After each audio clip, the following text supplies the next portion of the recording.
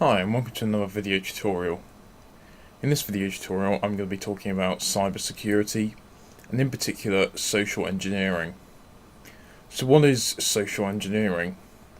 Well, social engineering is the process of manipulating people in such a way that they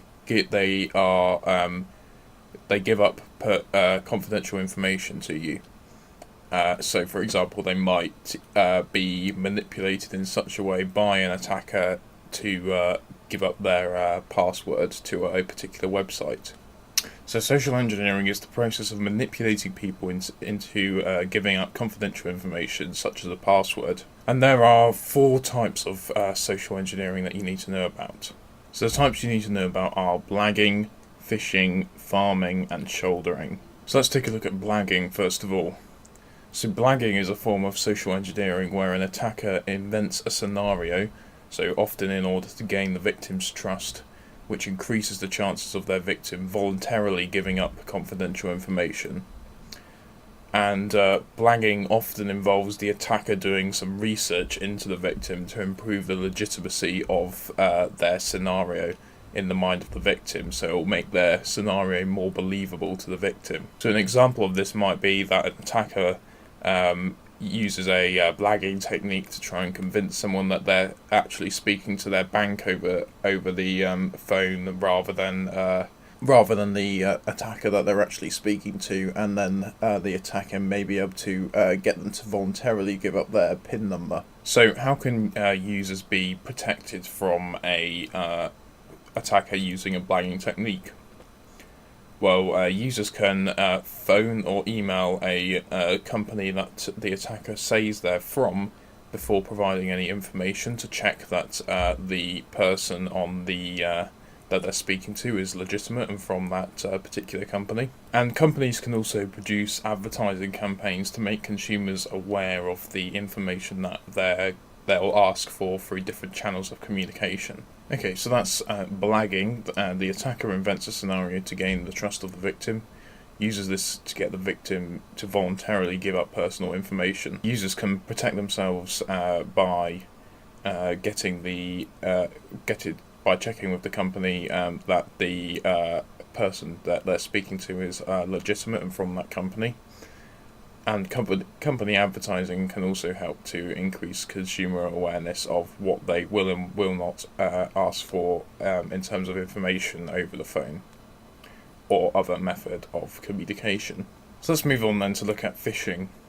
So phishing is a technique where an attacker is able to obtain confidential information by convincing their victim to provide it via a fake website.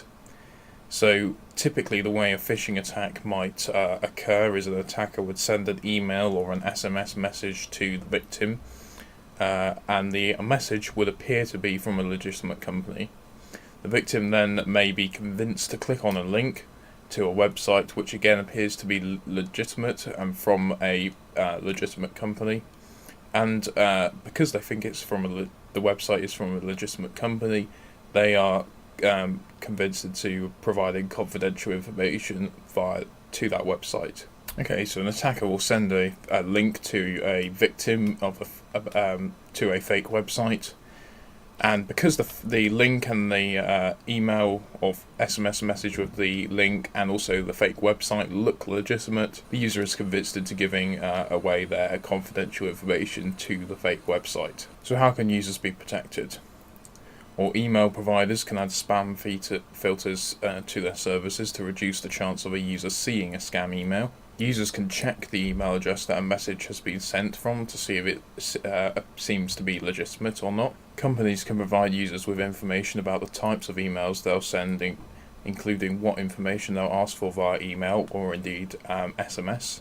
And users can check if the email was encrypted before it was sent.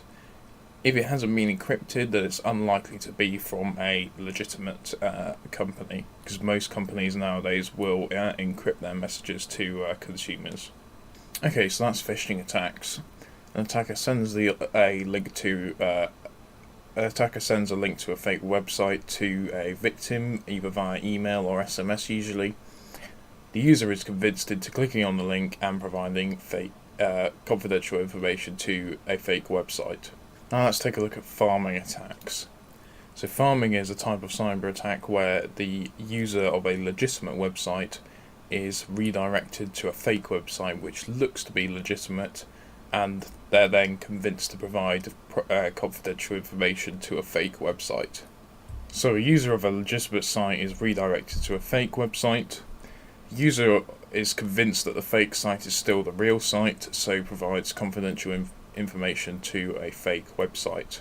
So prevention. How can pharming attacks be prevented? Well, organisations can regularly test their websites to ensure that users aren't redirected to fake websites. And before entering sensitive data into a website, users can check that they're actually viewing a legitimate site by checking that the URL is correct in the address bar. If they've been redirected to a different website, the URL will be different to the website that they were on before. Okay, so that's pharming attacks. Let's now move on to look at shouldering. So shouldering is a much simpler form of attack whereby an attacker simply attempts to record a victim's private information by looking over their shoulder when they're entering a PIN number or something in a public place. So an attacker records private information by looking over a victim's shoulder when they enter it into a machine or write it down. So prevention. How can shouldering be prevented? Well, banks and other organisations can put notices on the cash points and chip and pin machines to remind users to check that nobody is looking over their shoulder when they're entering their personal information. And you may have seen those sorts of notices on cash points outside your local bank or building society. Shops can install chip and pin machines that allow contactless transactions, so users don't have to enter their PIN number in the first place. And shops can install removable chip and pin devices where users can hold the chip and pin device close to their chest when they're entering the pin, so that nobody looking over their shoulder can see what they're entering. Okay, so that brings us to the end of this tutorial video on social engineering techniques.